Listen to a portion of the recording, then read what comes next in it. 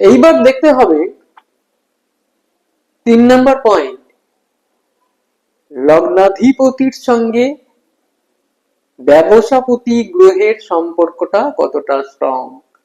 এটাও যদি শুভ হয়, সে আরো এক ধাপ এগিয়ে যাবে, তার জীবন আরো সুন্দর হবে।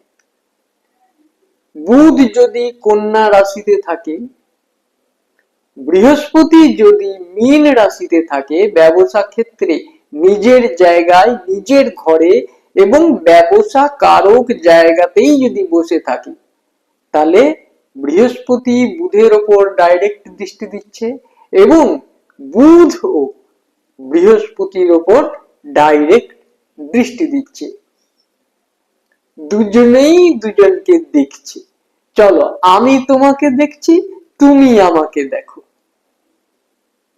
আমি তোমার ভালো মন্দ বিচার করছি, তুমি আমার ভালো মন্দ বিচার করো। অর্থাৎ